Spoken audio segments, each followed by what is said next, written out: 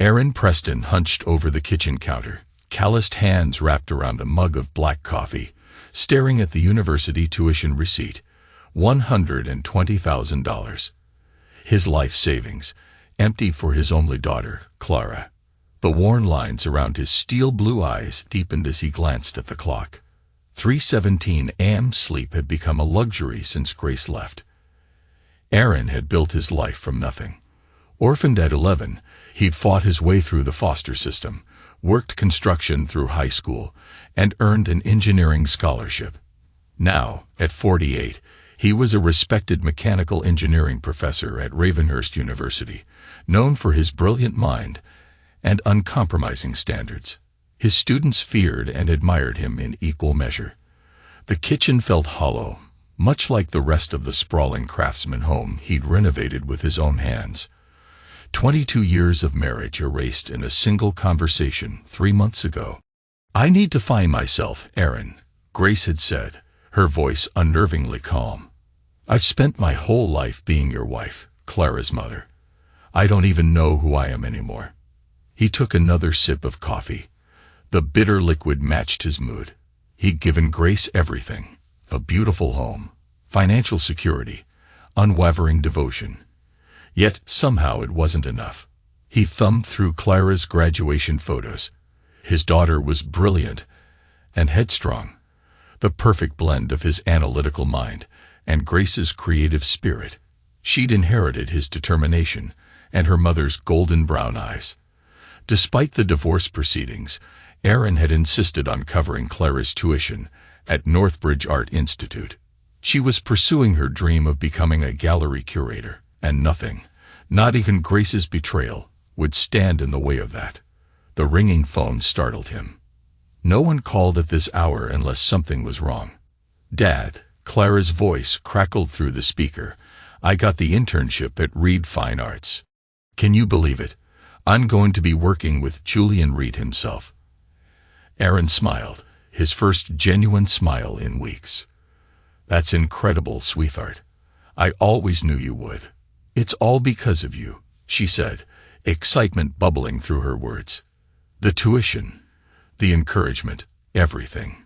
You earned it," Aaron replied, pride warming his chest. "I just provided the opportunity." After they hung up, he sat in the silent kitchen, feeling a momentary peace. Whatever was happening with Grace, at least his relationship with Clara remained untouched. That illusion shattered 3 days later. Aaron was grading papers in his home office when the doorbell rang. Grace stood on the porch, wearing an expression he hadn't seen before, a mixture of guilt and defiance. "I need to get the rest of my things," she said without preamble. Aaron stepped aside, allowing her to enter the home they'd built together. "Take whatever you want. I'll be in my office." "Aaron," she hesitated, "there's something else. Julian's waiting in the car. He's going to help me move the heavier items." Aaron froze. "Julian?" "Julian Reed, your yoga instructor. The one you assured me was just a friend when I questioned why you were spending 3 hours at yoga every Saturday." Grace's silence was answer enough. "How long?" Aaron asked, his voice dangerously quiet. "It doesn't matter. It matters to me, Grace." "How long?" She lifted her chin. 8 months, but it became serious only after I left. 8 months. While he'd been working overtime to pay for Clara's tuition, his wife had been building a life with someone else. "Does Clara know?" The thought of his daughter keeping such a secret was unbearable. "Yes," Grace whispered. "She's known for about 2 months. He's been good to her, Aaron. She likes him." The betrayal hit him like a physical blow. His daughter, whom he'd sacrificed everything for, had been complicit. Aaron turned away. "Get your things and leave." Later that night, he called Clara. The call went straight to voicemail. He texted her. No response. 3 days passed with silence. Then a week. Finally, an envelope arrived in the mail. Inside was a check returning his tuition payment and a handwritten note. "I'm changing my last name to Mom's maiden name. Holt. You're dead to me. I found a new dad." He's Mom's new boyfriend. Don't try to contact me again. Aaron sat motionless, the note trembling in his hand. The daughter he'd sacrificed everything for had discarded him like yesterday's trash.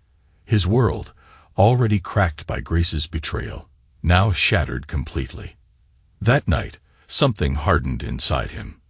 The good-natured professor who believed in second chances died, replaced by a man who would never again allow himself to be betrayed. The first year after Clara's betrayal passed in a fog of grief and rage. Aaron threw himself into his work with a ferocity that alarmed his colleagues. His classes became notorious for their difficulty. His office hours were eliminated, and his previously open-door policy slammed shut. Students whispered about the transformation, nicknaming him the Machine for his cold, methodical approach. It was during this time that Theo Winters entered his life. The young man had transferred to Ravenhurst to complete his engineering doctorate, and despite Aaron's new reputation, sought him out as an advisor. "Professor Preston," Theo said during their first meeting, "I've read all your published work on dynamic systems modeling. Your approach to chaos theory applications in mechanical design is revolutionary." Aaron studied the earnest young man, early 20s, sharp, intelligent eyes behind wire-rimmed glasses, and a quiet confidence that was rare among his peers. "Revolution requires discipline, Mr. Winters. Are you disciplined?" "Yes, sir." Military family. 4 years in the Marines before college. Something about Theo's direct manner penetrated Aaron's carefully constructed walls. He found himself agreeing to be the young man's advisor, a decision that would alter the course of both their lives. Theo became Aaron's protégé, assisting with research, co-authoring papers, and eventually becoming a teaching assistant for Aaron's advanced courses. Their professional relationship gradually evolved into friendship, the only one Aaron allowed himself. One evening, as they worked late in the lab, Theo asked the question everyone else had been too afraid to voice. "Professor, what happened to you? The older students talk about how different you were before." Aaron's hand stilled on the keyboard. "Life happened, Theo. I learned that loyalty is a fairy tale we tell ourselves to sleep better at night." "Someone betrayed you," Theo said simply. "Everyone betrayed me," Aaron corrected. "My wife for another man. My daughter for a better father figure. The universe for letting me believe family meant something." Theo was silent for a long moment.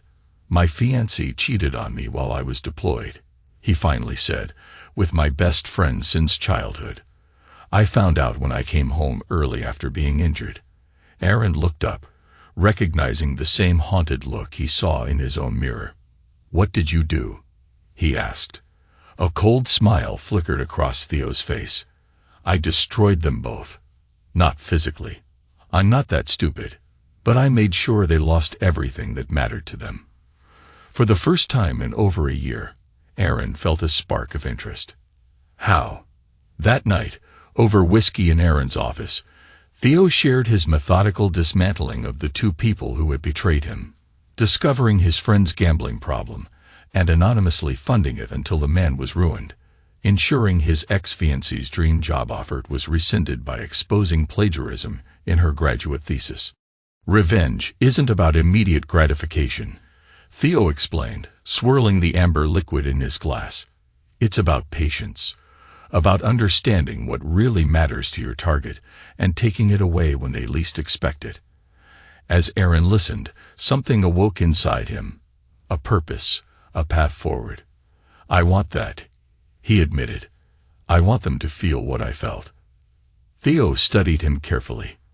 "Then you need to stop reacting and start planning, Professor. Emotion makes you sloppy. Strategy makes you lethal."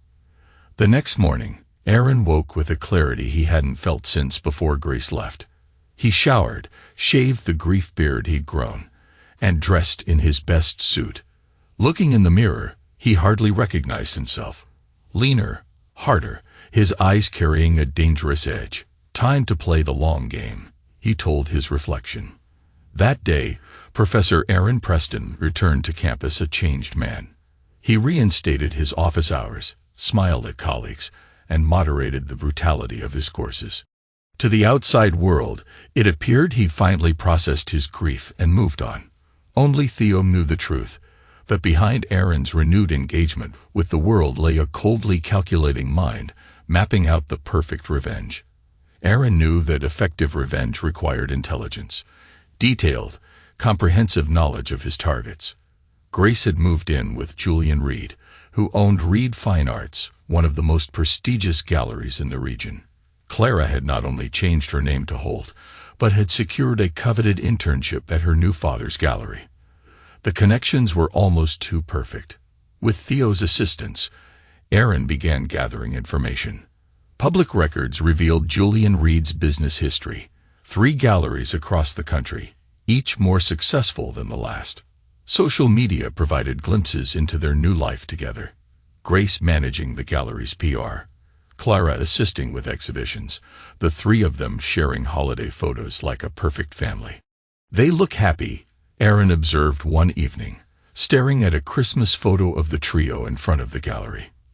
"People who post the most about their happiness are usually compensating for something," Theo remarked. "We need to dig deeper." Through careful networking, Aaron reconnected with old friends in the art world, casually inquiring about Reed's reputation. The public persona was impeccable. Talented scout of new artists, charitable donor, respected businessman. But whispers existed beneath the surface. Rumors of artists being underpaid, of Reed taking credit for discovering talent others had identified first, of questionable authentication practices. "He's not as clean as he appears," Aaron mused. "But there's nothing concrete we can use." Theo tapped his pen against his notebook. "What about Clara? Have you tried contacting her again?" Aaron's jaw tightened. "Not since she returned my calls with a cease and desist letter 6 months ago." "Maybe it's time," Theo suggested, "not to reconcile, but to assess." People reveal their vulnerabilities when they believe they're in control. After careful consideration, Aaron crafted a brief email to Clara's work address. "Clara, I respect your decision to remove me from your life. I only write because I've been asked to recommend graduating students for gallery internships, and I wanted to ensure I'm not sending them to a position that would put them in contact with you, causing discomfort. Wishing you success in your career. Aaron Preston." The response came 3 days later. "Professor Preston, I appreciate your professional courtesy. Reed Fine Arts only accepts interns through our rigorous selection process, not through recommendations. Please direct students to our website. And yes, I would prefer not to have contact with any of your prodigies. Clara Holt, Assistant Curator, Reed Fine Arts Formal." Cold. But she responded, Theo observed, reading over Aaron's shoulder, and signed with her professional title. "She's staking her territory, showing you she succeeded without you." Aaron nodded, and defensive about the selection process. "Interesting that she calls them your prodigies with such disdain." "She's competitive," Theo said. "Insecure about her position, perhaps. Worried your students might outshine her." A plan began forming in Aaron's mind. "I think it's time I take an interest in the art world again," he said slowly. "In fact, I believe I found the perfect thesis topic for your doctoral work, Theo." "What did you have in mind, Professor?" "Engineering authentication methods for fine art, using spectroscopic analysis and materials science to detect forgeries." Aaron's smile held no warmth. "The art world is plagued by fakes, after all. Wouldn't it be a public service to develop better detection methods?" Theo caught on immediately. "And if we happen to test these methods on pieces from certain galleries, purely for academic purposes, of course." Aaron finished. "Exactly." The final piece fell into place a week later, when one of Aaron's former students, Alina Roselles, returned to campus to give a guest lecture. Now a successful architect, Alina had always shown artistic talent alongside her technical skills. Over coffee, Aaron carefully steered the conversation. "Your structural designs have such an artistic quality, Alina. Have you ever considered exhibiting your technical drawings as art?" Alina laughed. "Actually, I've been experimenting with abstract paintings based on architectural principles. Nothing serious, just a hobby. I'd love to see them sometime, Aaron said casually. In fact, I know some gallery owners who might find your perspective fascinating. By the end of their meeting, Aaron had secured an invitation to view Elena's artwork at her studio. What she didn't know was that she was about to become an unwitting piece in his elaborate game of revenge. As winter turned to spring, Aaron meticulously laid the groundwork for his plan. On the surface, he appeared to be healing, engaging with students, pursuing new research, even dating occasionally. But beneath the carefully constructed facade, every move was calculated, every relationship leveraged toward a single purpose. Grace, Julian, and Clara had built their happiness on the ruins of his life. Now, with infinite patience, he would dismantle theirs. Some arrived with sweltering heat and the execution of the first phase of Aaron's plan. Elena's architectural-inspired paintings had proven even more impressive than he'd anticipated. Technically complex, visually striking, and utterly unique in their approach. "These are remarkable," Aaron told her honestly, during his third visit to her studio. "You've developed something genuinely innovative." Elena smiled, tucking the strand of dark hair behind her ear. "Coming from you, that means a lot. But they're just a personal outlet. They deserve to be seen," Aaron insisted. "Have you considered exhibiting?" Elena shrugged. "I wouldn't even know where to start. The art world isn't exactly welcoming to outsiders, especially those with day jobs." "What if I could help?" Aaron offered. "I have some connections."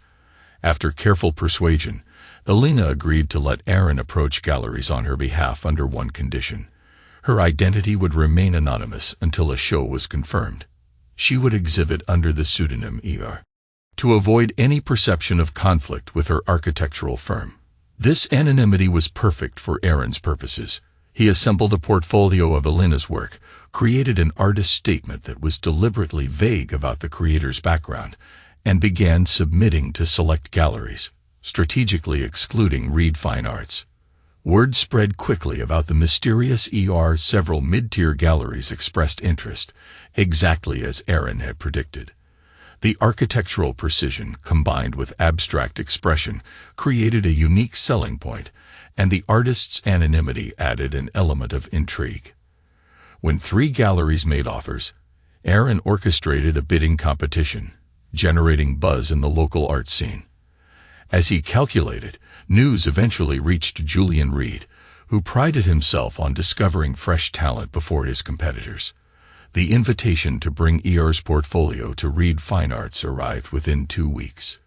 "He took the bait," Aaron told Theo, showing him the email. "Are you sure Elena won't insist on attending?" Theo asked. "She's in Singapore for a major project until next month," Aaron replied. "She's given me authorization to negotiate on her behalf. By the time she returns, everything will be in motion." The following Tuesday, Aaron entered Reed Fine Arts for the first time, portfolio case in hand. The gallery was everything he'd expected: minimalist white walls, polished concrete floors, strategic lighting highlighting the displayed works. The space spoke of money, taste, and exclusivity. A young receptionist greeted him. "Welcome to Reed Fine Arts. Do you have an appointment?" "Aaron Preston, here to see Mr. Reed regarding the ER portfolio." "Of course. Mr. Reed is expecting you. Please follow me." She led him through the main exhibition space toward the offices in back. Aaron's eyes scanned methodically, noting security camera positions, staffing, and most importantly, the displayed works. He recognized several pieces from artists he'd researched, including a sculpture that had been the subject of an attribution controversy a few years ago. Julian Reed's office reflected the man himself. Sleek, expensively appointed, designed to impress. Julian rose from behind his glass desk as Aaron entered. At 43, he was objectively handsome.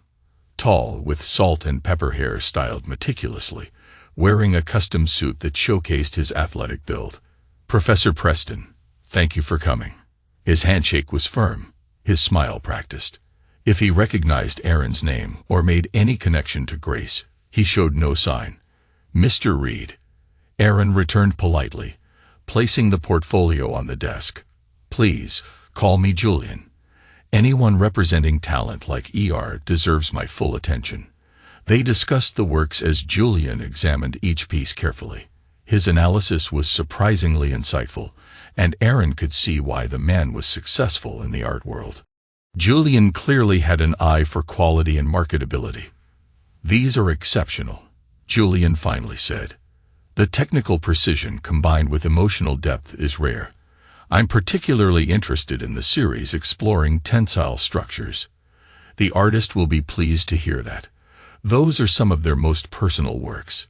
Julian leaned back. "I'd like to meet ER personally. I prefer to work directly with my artists." "Unfortunately, that won't be possible yet," Aaron replied smoothly. "ER is committed to anonymity until exhibiting arrangements are finalized. Professional considerations." Julian frowned. "That's unusual." "So is the work," Aaron countered. "Worth accommodating, I believe." After further negotiation, Julian made an offer for an exclusive exhibition with terms that were generous but not extraordinary. Aaron had anticipated this opening gambit. "I'll convey your interest to ER," he said, gathering the portfolio. "However, I should mention that Ravenhurst Contemporary and Klein Gallery have also made offers. ER will be considering all options." Julian's expression tightened almost imperceptibly. "I'm sure those are fine institutions, but Reed Fine Arts offers exposure that smaller galleries simply can't match. We have collectors who rely on my judgment." Aaron nodded. "A valid point. I'll be sure to emphasize that." As he turned to leave, the office door opened.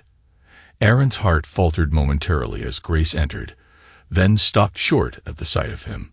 "Aaron," she breathed, color draining from her face.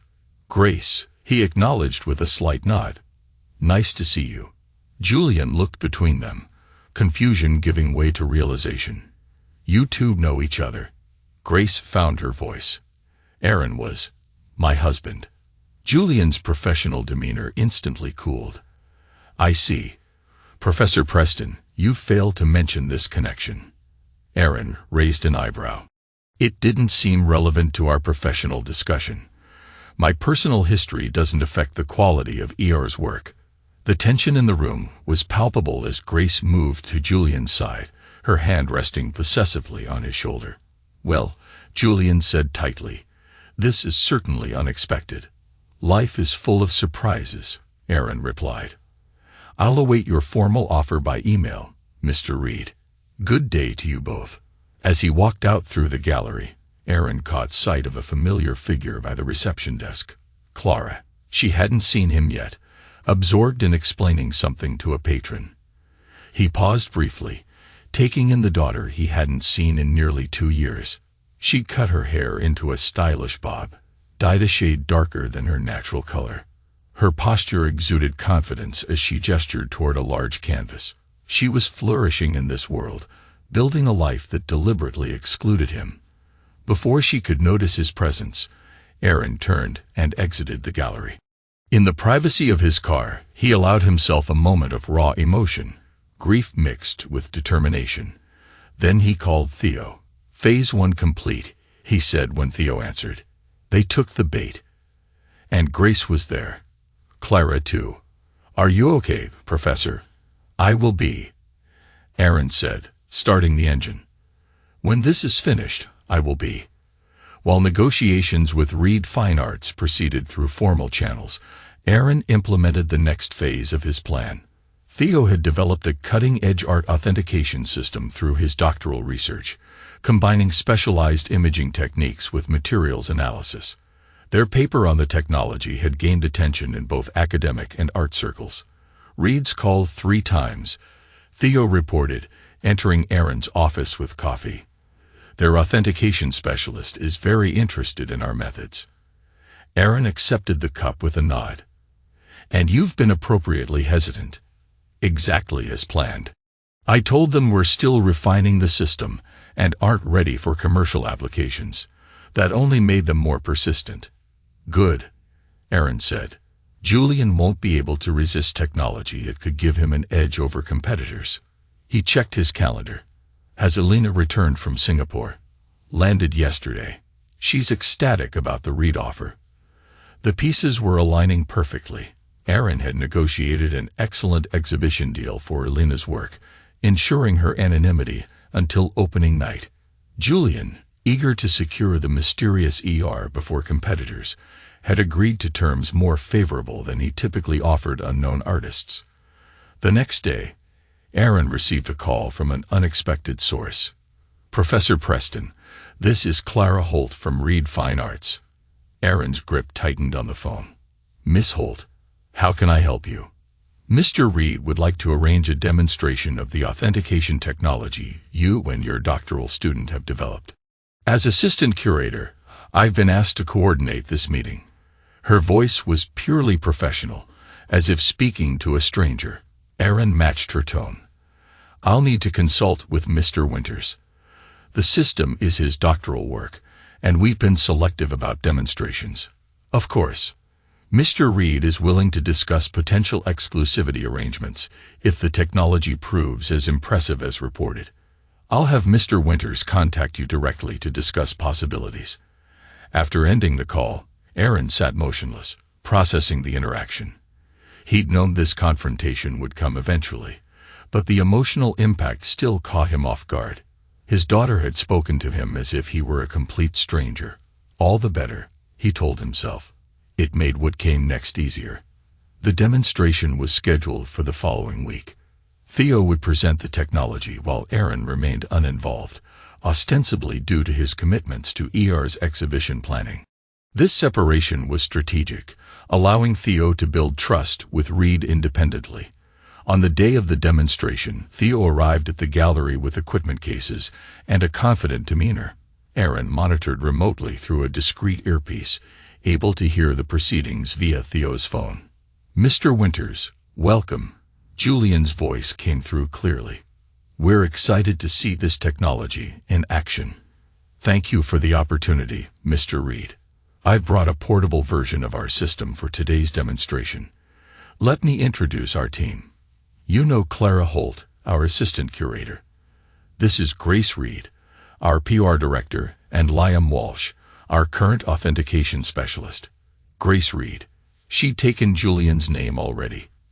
Aaron's jaw clenched at the confirmation. Theo proceeded with the demonstration, focusing on a test painting they had prepared, a near-perfect replica of a mid-century abstract expressionist work. The system methodically analyzed pigments, canvas composition, and underlying sketches, conclusively identifying the piece as modern despite its convincing appearance. "This is remarkable," Liam Walsh admitted. "The spectral analysis alone is more detailed than anything we currently use. The algorithms are what make it truly revolutionary," Theo explained.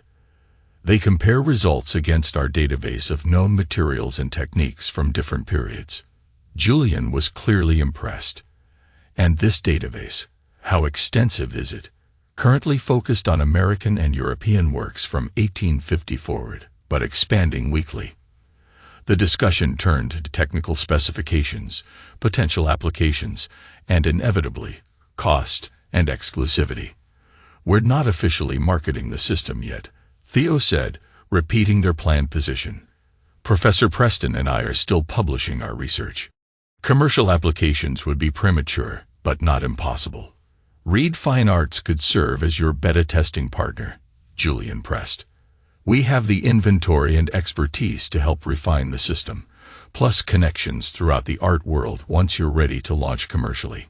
"That's certainly worth considering," Theo replied, though Professor Preston is quite protective of the academic integrity of the project. Aaron always was stubborn about his principles, Grace commented for the first time. "You know Professor Preston?" Theo asked, feigning ignorance. A brief, uncomfortable silence followed. "Grace is Professor Preston's ex-wife," Julian explained smoothly. "Ancient history now." "I see," Theo said. "I wasn't aware of the connection." "It's not relevant to our professional relationship," Clara interjected, her tone crisp. "Of course not," Theo agreed. "Speaking of professional relationships, Professor Preston mentioned you're hosting an exhibition soon for ER. I've seen some of that work. Extraordinary stuff. The conversation shifted to safer ground as they discussed the upcoming exhibition. By the end of the demonstration, Julian had extended an invitation for Theo to return the following week to test the system on selected pieces from their inventory. Phase 2 complete, Theo reported later in Aaron's office. They're hooked on the technology. Reed practically salivated at the possibility of exclusive access, and their reactions to my name, revealing. Grace seemed uncomfortable. Clara was defensive. Julian tried to dismiss it as insignificant. Aaron nodded. And Elena's exhibition plans. Proceeding as scheduled. They're giving ER the main gallery space for the opening in 3 weeks. Julian mentioned a significant marketing investment. Perfect, Aaron said softly. Now we move to Phase 3. As the exhibition date approached, activity at Reed Fine Arts intensified. Julian had launched an aggressive marketing campaign for the mysterious ER, generating significant buzz in the art community. Previews for select collectors had resulted in multiple pre-opening sales commitments at impressive prices. Meanwhile, Theo had become a regular presence at the gallery, testing their authentication system on various pieces and building rapport with the staff, including Clara. His reports to Aaron were detailed and strategic. She's talented, Theo acknowledged after his 4th visit, but insecure about her knowledge. She compensates by being overprepared and slightly overconfident. With Julian and Grace, she's professional in public, but there's underlying familiarity with Grace, more complicated. Affection, but also tension. They disagreed twice in front of me, once about artist placement, once about invitation protocols. Grace deferred both times, but not happily. Aaron absorbed this information, adding it to his mental map of the gallery's dynamics. Any vulnerability in their authentication processes? Theo hesitated. Possibly. Their specialist, Liam, is competent but overwhelmed. Julian's been aggressive about acquiring new works, particularly this past year. Some pieces have received only cursory examination due to time constraints. This aligned perfectly with Aaron's research. Julian had expanded his inventory significantly after marrying Grace, apparently using her money to fund new acquisitions. His reputation was built on discovering undervalued artists who subsequently appreciated, a track record that attracted wealthy investors. 3 days before the exhibition opening, Aaron met with Elena at her studio to review final arrangements. "I still can't believe this is happening," she said, watching as he photographed her newest works. "A solo show at Reed Fine Arts is a dream scenario." "You've earned it," Aaron replied sincerely. "Your work is exceptional." Elena studied him thoughtfully. "Why have you done all this, Aaron? Don't misunderstand. I'm incredibly grateful. But this level of involvement is above and beyond what any former professor would do." Aaron considered his answer carefully. "Let's just say I understand what it's like to have your contributions overlooked. I wanted to ensure that didn't happen to you." "Well, I can never repay you," she smiled. "Are you nervous about the opening?" "I know I am." "Everything will go exactly as planned," Aaron assured her.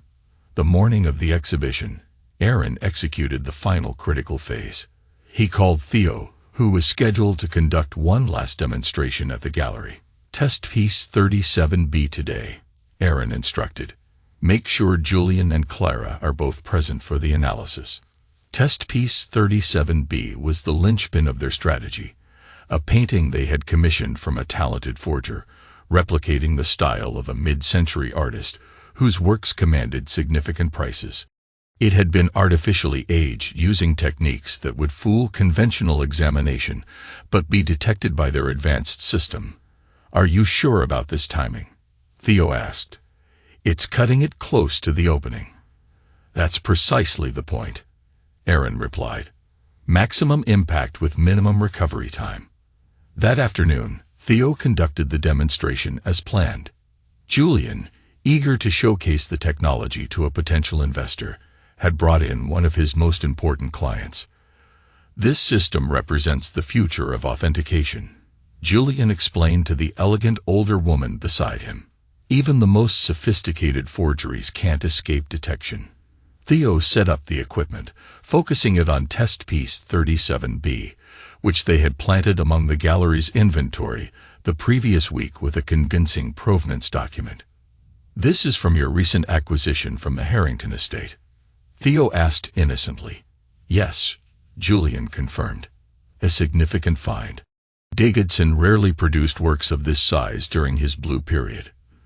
The system ran its analysis, projecting results onto a monitor visible to everyone present. Green indicators gradually turned red as discrepancies emerged. "That's odd." Theo frowned, feigning concern. "The pigment composition shows inconsistencies with Davidson's known palette from that period." Julian stepped closer. "What does that mean?" "It could be nothing. Perhaps he was experimenting," Theo said carefully. "But the canvas dating is also problematic. The system indicates the material is much newer than the 1962 attribution." The potential investor's expression shifted from interest to alarm. "Are you saying this is a forgery, Mr. Winters?" Julian intervened smoothly. "Let's not jump to conclusions. Even the best technology can return false positives. Liam, get your equipment and verify these findings immediately." But as additional tests were run, the evidence mounted. The painting, which Julian had recently acquired at significant expense and already discussed selling to another collector, showed unmistakable signs of modern creation. "I don't understand," Julian muttered, visibly shaken. The provenance documentation was impeccable. "Paperwork can be falsified," the investor noted coldly. "The question is how many other pieces in your inventory might be similarly questionable." The damage was done. Word spread rapidly through the gallery staff as Liam pulled additional recent acquisitions for emergency testing.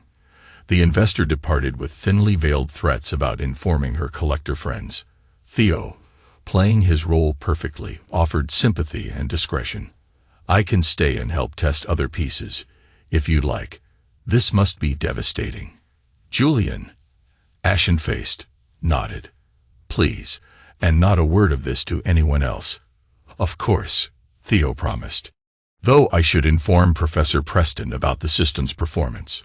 "Preston," Julian repeated, a new suspicion dawning in his eyes. "This piece was authenticated before your system ever arrived. Now suddenly, it's exposed as fake on the day of our major exhibition opening." Theo affected confusion. "What are you suggesting?" "The system simply detected what your process missed." Before Julian could respond, commotion erupted near the entrance. A tall man in an expensive suit was arguing with security, his voice carrying across the gallery. "I don't give a damn about your guest list. I've invested over $3 million in this gallery, and I want answers from Reed right now." It was Harold Wentworth, one of Julian's major investors. The potential buyer from that afternoon had clearly spread the word faster than anticipated. Aaron read Theo's text. "Package delivered. Reaction exceeding expectations." He smiled and headed home to dress for the evening's exhibition opening. That night, the Reed Fine Arts Gallery glowed like a beacon against the evening sky, its windows illuminating the street with warm light that beckoned the city's elite. A red carpet extended from the entrance, flanked by minimalist arrangements of white lilies. The guest list for ER's debut exhibition included celebrities, critics, major collectors, and art world influencers. Exactly the scene Julian Reed had meticulously cultivated for his gallery's reputation. Behind the glamorous facade, however, simmered barely contained panic. Aaron arrived precisely 30 minutes after the official start time, dressed in an impeccably tailored charcoal suit.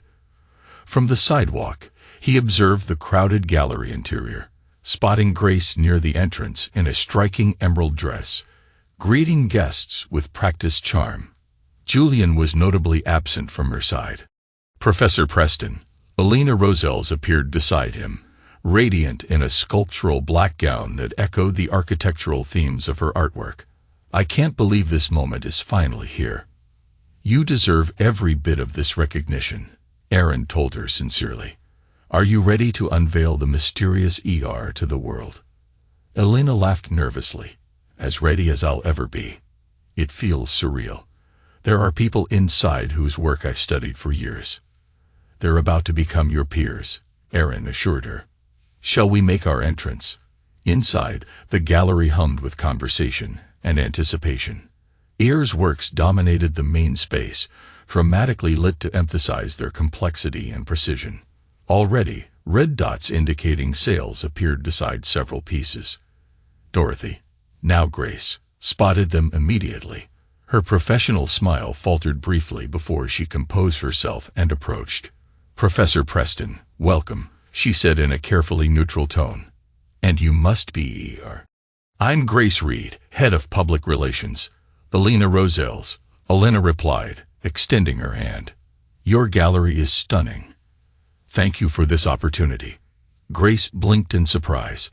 Elena Rosales, the architect. Architecture is my profession, Elena explained. Art has been my private passion, until Aaron convinced me to share it.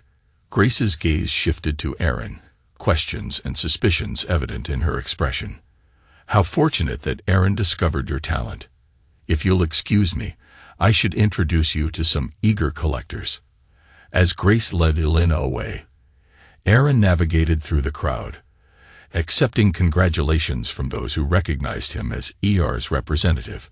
He noticed Clara across the room, engaged in an animated discussion with a reporter, purposefully avoiding looking in his direction. Theo materialized at Aaron's elbow, offering a glass of champagne. Quite the success, he murmured. 6 pieces sold already, and the formal unveiling hasn't even happened. And our other project?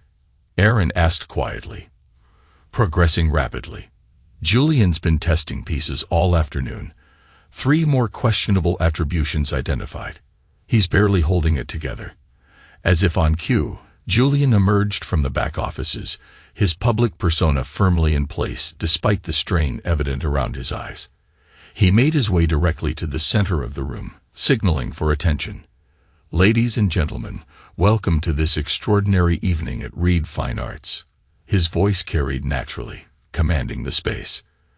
Tonight marks a significant milestone for our gallery, the introduction of an artist whose work represents the exciting intersection of precision and emotion, structure and fluidity. For months, the art world has speculated about the identity of ER tonight. We are privileged to introduce you to the remarkable talent behind these works. Please welcome Elena Rosales. Applause filled the gallery as Elena stepped forward, blushing slightly under the attention. Julian guided her through a brief interview, highlighting her architectural background and unique approach. The audience was captivated, particularly when she described how structural engineering concepts informed her artistic expression. Throughout this triumphant moment, Aaron observed the subtle undercurrents of tension. Julian performed flawlessly, but his posture betrayed his distraction. Grace kept glancing at her phone. Clara had positioned herself near an exit, as if preparing for a quick retreat. The evening proceeded in grand style. Champagne flowed, critics praised, collectors purchased. By 9 o'clock, nearly every piece bore a red dot, and Elena was surrounded by admirers. Success by any measure. It was then that Aaron implemented the final twist of the evening. Approaching Julian during a rare moment alone, he extended his hand. Congratulations on a successful opening, Mr. Reed. ER is certainly the discovery you promised. Julian's handshake was brief, his smile tight. Yes, we're pleased with the response. Now, if you'll excuse me, I have matters requiring my attention. Of course, authentication concerns can be so time-consuming, Aaron said. Julian froze. What did you say? Oh, has Theo not shared the latest results? Several pieces from your Modern Masters collection displayed similar irregularities to the Davidson piece. Quite troubling. Julian's professional veneer cracked. This is your doing, isn't it? Some elaborate revenge scheme. I merely introduced you to an exceptional artist and innovative authentication technology, Aaron replied calmly. If these tools revealed problems with your inventory, that hardly seems my responsibility. You orchestrated this, Tonight of all nights, Julian hissed, voice rising slightly before he caught himself. Careful, Aaron cautioned.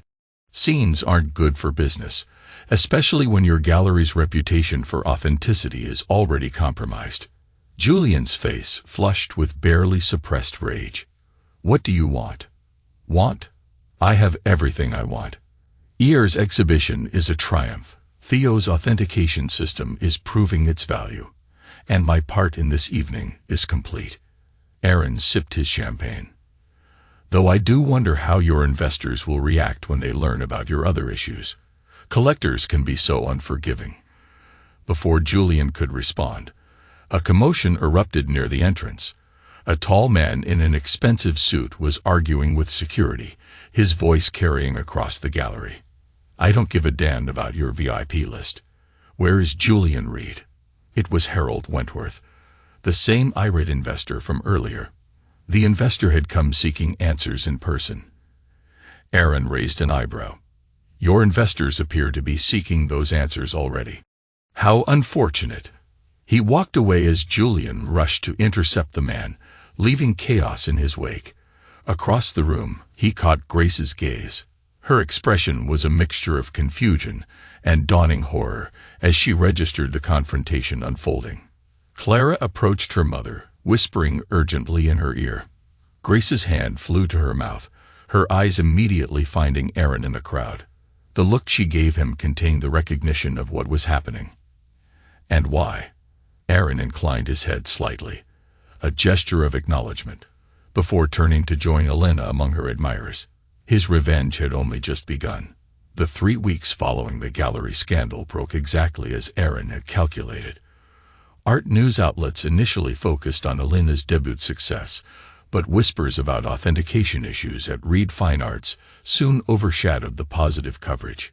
Julian attempted damage control, issuing a statement about enhanced verification protocols and a commitment to authenticity, but the damage was spreading. Harold Wentworth demanded an immediate audit of all works he purchased through the gallery. When 2 pieces from his collection showed questionable provenance, he filed a lawsuit alleging fraud and negligence. Other collectors quickly followed suit. Theo, still playing his role as the objective technology expert, was quoted in several articles about the importance of thorough authentication processes. His diplomatic comments carefully avoided direct criticism of Reed, while simultaneously emphasizing the prevalence of forgeries in the high-end art market.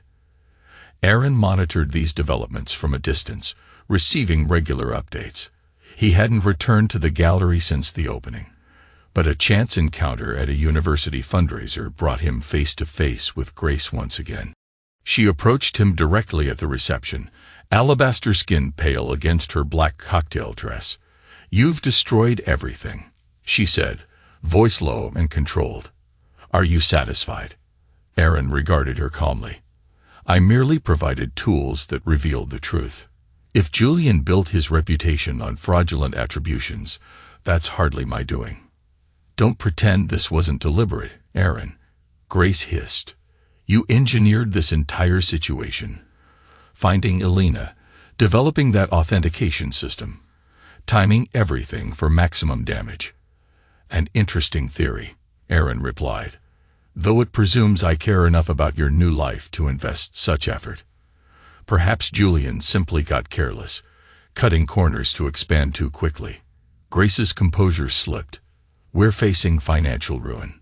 The lawsuits, the canceled sales, the reputational damage. It's devastating." "How unfortunate. Though not nearly as devastating as discovering your wife and daughter have been lying to you for months before abandoning you entirely." Aaron's tone remained pleasant, but his eyes hardened.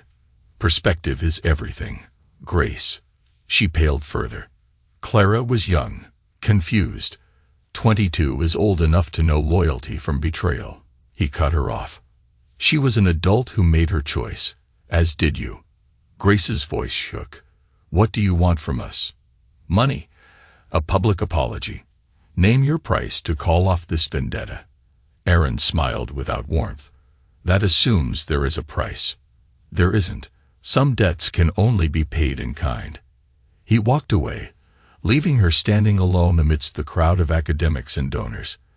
The situation at Reed Fine Arts deteriorated further over the next week. An anonymous tip led the Art Authentication Board to launch a formal investigation. Julian was forced to close the gallery temporarily, hoping to stem the bleeding of his reputation. Meanwhile, Alina's career flourished.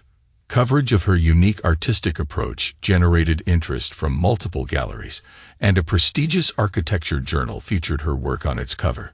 Theo's authentication system attracted attention from museums and major auction houses, establishing him as an emerging authority in art verification technology. His doctoral thesis received exceptional marks, and job offers arrived from institutions across the country. Everything was proceeding according to plan, until an unexpected development occurred. Clara Holt requested a meeting with Aaron. The email arrived on a Tuesday morning, subject line simply, "Request for discussion." The message was brief and formal. "Professor Preston, I believe it is time we speak directly. I propose meeting at Riverside Coffee tomorrow at 2 p.m. I will be there regardless of whether you respond." Clara Holt. Aaron stared at the screen, considering the implications. This wasn't part of his carefully orchestrated sequence, but it presented an opportunity he couldn't ignore. The following day, he arrived at the coffee shop 10 minutes early, selecting a corner table with a clear view of the entrance. Exactly at 2 p.m., Clara walked in, scanning the room until she spotted him. She'd lost weight, dark circles shadowing her eyes, but her stride remained purposeful as she approached. "Thank you for coming," she said, settling into the chair across from him. "Your message suggested you'd be here, whether I came or not," Aaron replied. "That would have been a waste of your time." A ghost of a smile flickered across her face, still literal as ever. They sat in silence while she ordered coffee. Aaron noticed her hands trembling slightly around the mug. "Julian's gallery is finished," she finally said. "The investigation found multiple pieces with fabricated provenance. His reputation is destroyed. Are you satisfied?" Aaron regarded her neutrally. "I merely provided tools that exposed his fraud. Don't evade," Clara said. "We both know this was your doing. All of it. Alina, the authentication system, the timing, everything. That's quite an accusation.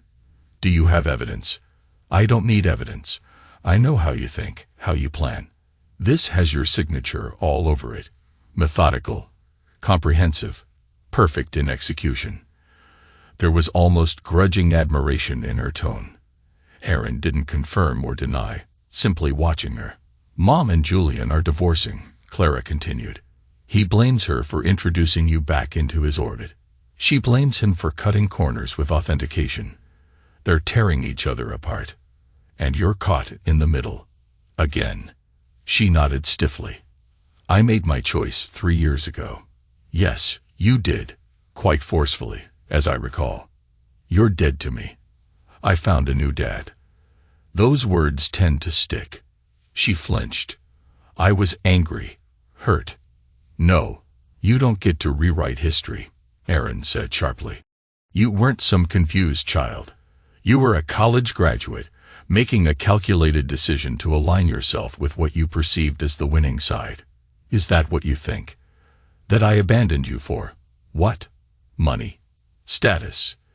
"Your actions spoke clearly," Aaron retorted. "You changed your name, cut all contact, returned my calls with legal threats. When Grace chose Julian, you chose him too, as your replacement father." Tears welled in Clara's eyes. "You have no idea what I was going through." "Enlighten me," Aaron said coldly. "Explain what possible justification you had for such a complete betrayal." She took a shaky breath. "Mom had been unhappy for years. You were always working, always focused on your research. She felt invisible. When she met Julian, he made her feel seen. I watched her come alive in a way I'd never witnessed before. So you decided to punish me for her unhappiness by erasing me from your life." "No," Clara whispered. At first, I tried to stay neutral. But Julian offered me the internship at his gallery, my dream opportunity. You'd always been skeptical about my art history degree, pushing me towards something more practical. I wanted security for you, Aaron said. Stability. Julian believed in my passion. Clara wiped away a tear. He opened doors I never thought possible. Then Mom told me you were fighting the divorce, making things difficult. She was so stressed, so miserable. Julian suggested it might help if I created distance.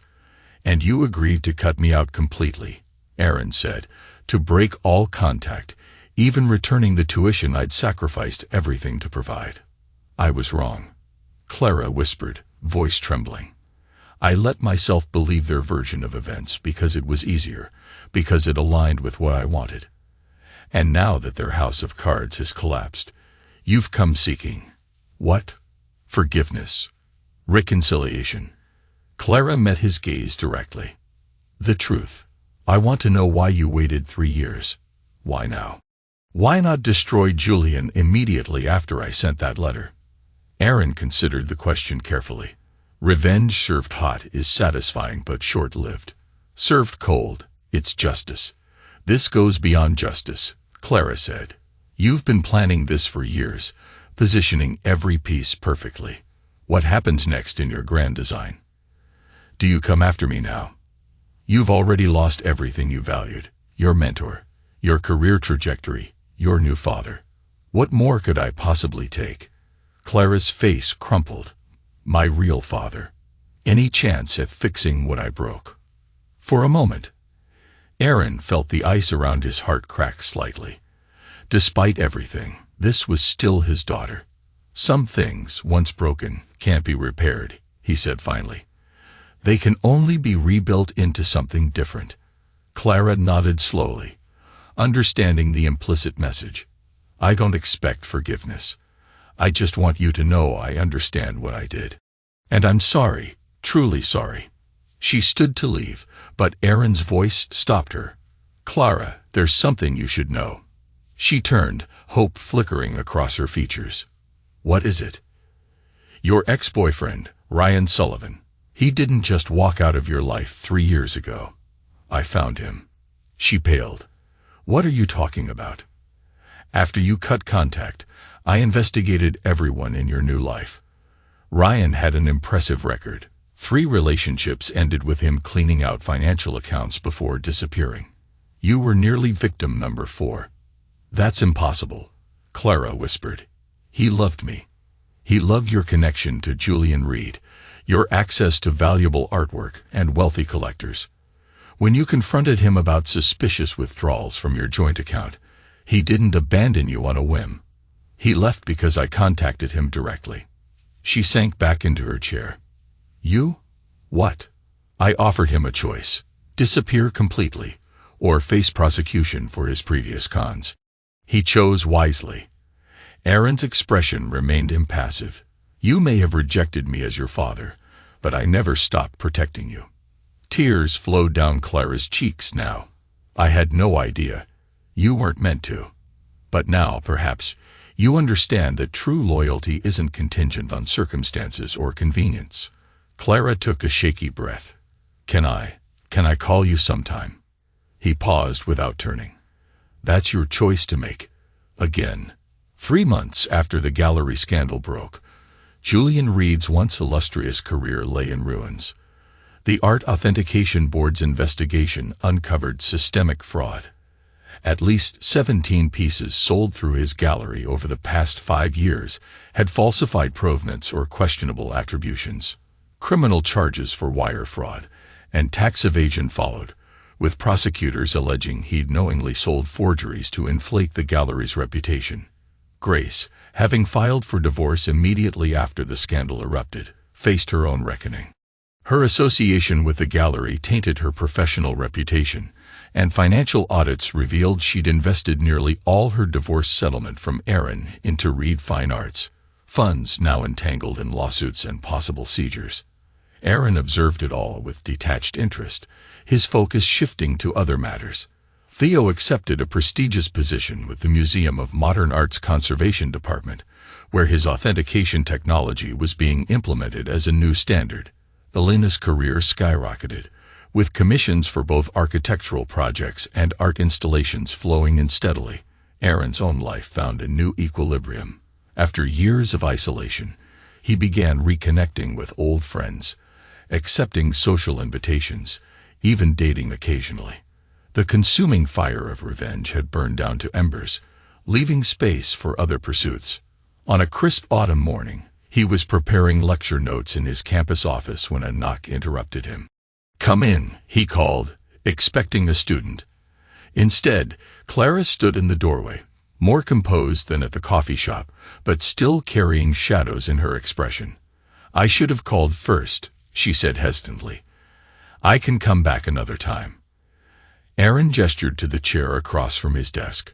"I have 20 minutes before my next class." She settled into the seat, setting a leather portfolio on her lap. "I've been offered a position at the Miller Foundation's authentication department. They were impressed by my ability to identify inconsistencies in several pieces it read before the official investigation."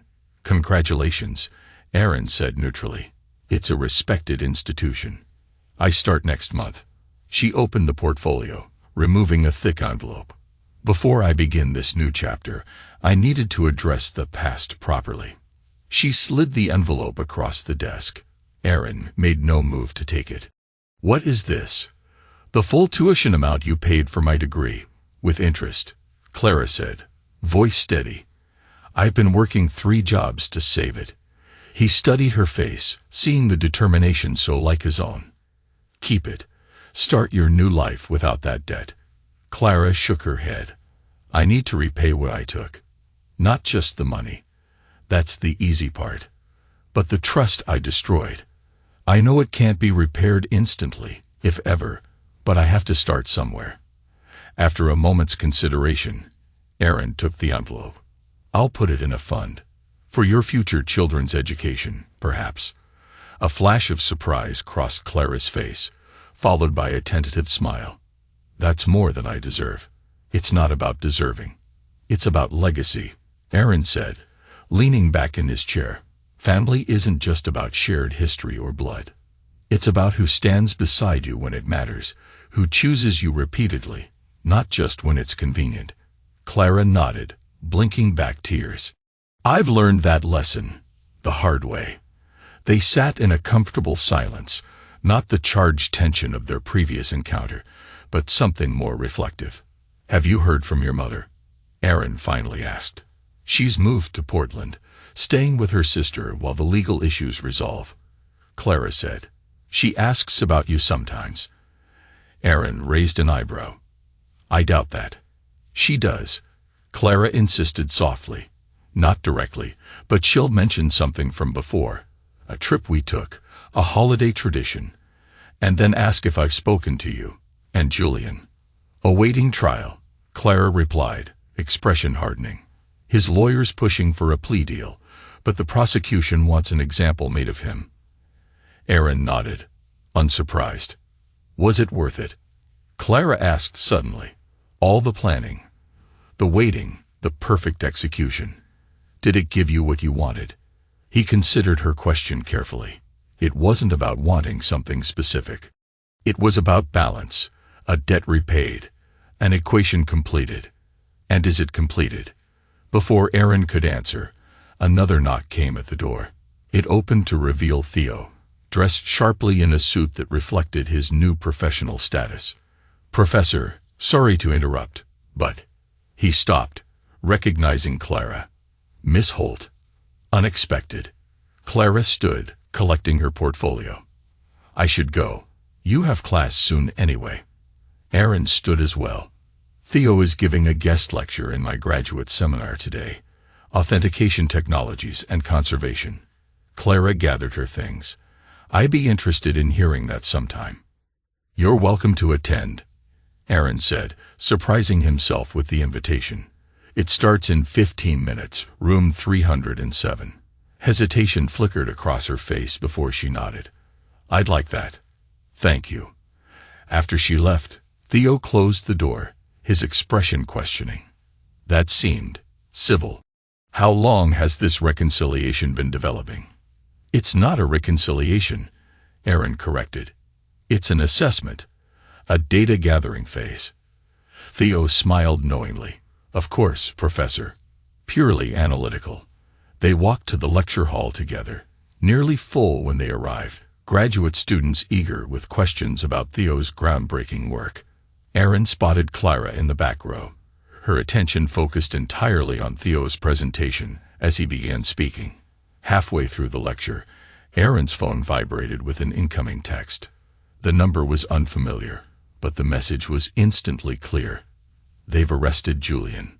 Wire fraud, tax evasion, falsifying business records. Bail denied. I thought you should hear it from me first. Grace. Aaron stared at the message, feeling the final piece of his long-planned revenge slide into place. Yet the satisfaction he'd anticipated felt different, tempered, complex, not the pure vindication he'd once imagined. He glanced at Clara, watching her take notes. He looked at Theo, confident and articulate, forging a brilliant career on genuine innovation rather than deception. In pursuing justice for betrayal, he had created something unexpected, a new network of authentic connections and genuine accomplishments. The revenge had been necessary, but it wasn't the end of the story, merely a chapter closing. Aaron silenced his phone without responding to Grace. There was nothing more to say to her. Instead, he focused on the present moment. Theo's innovative research, the engaged students, Clara's tentative steps toward redemption. The past was settled, the future unwritten. As the lecture concluded to enthusiastic applause, Aaron felt something he hadn't experienced in years, a sense of possibility untethered from grievance. Whether Clara ultimately earned back a place in his life remained to be seen, but the choice would be made on new terms, with clear eyes and an honest accounting. When Clara approached after the lecture, her expression both tentative and hopeful, Aaron made a decision. Coffee, he offered simply. I'd like that, she replied. They walked together from the building into the bright afternoon, leaving the shadows of the past behind, not forgotten, but finally in proper perspective.